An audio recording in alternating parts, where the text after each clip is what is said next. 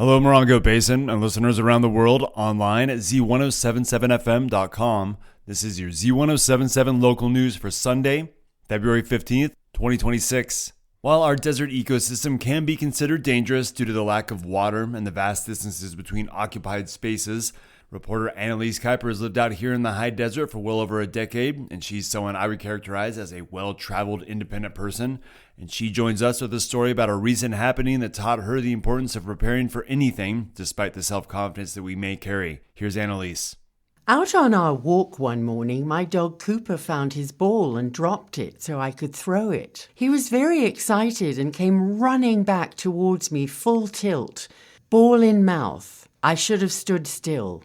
He would have gone around me, but I moved to my left. He took me out, knocked me off my feet, and I landed on my knee and hip. I felt a bit stunned as I brought myself to my knees and stood up carefully. Nothing appeared to be broken, and thankfully I was able to walk home, as I was far from any houses and my screams would likely not have been heard.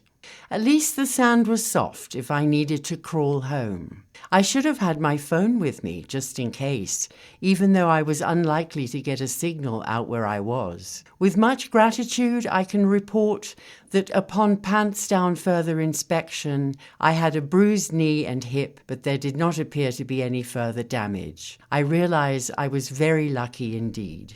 What if that had not been the case and I was unable to stand and walk home? I have known several older people who fell and hurt themselves, forced to lie on the ground and wait until someone came to the rescue. Always have water with you, and these days it seems sensible to have your phone with you if you're out on a hike or even out in the yard. You can call or text 911 or a neighbor for help. A text is more likely to get through than a phone call. Even if you don't have a signal, you can change your voicemail message to indicate your distress and where you can be found, so that a caller will hear your message and send help. And always remember the rule of 3. 3 blows on a whistle or an air horn that might be heard by a neighbor. 3 flashes of light. 3 fires in a line. 3 piles of rocks visible to rescuers. You get the idea. Try to find shade, keep all your clothes on to prevent sunburn and dehydration, and stay as still as possible to conserve energy and slow down thirst. I now carry water, a whistle, and my phone with me when I walk Cooper.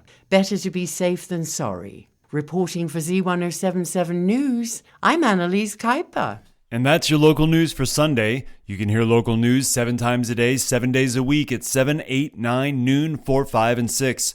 More Morongo Basin residents get their local news from Z107.7 than any other source.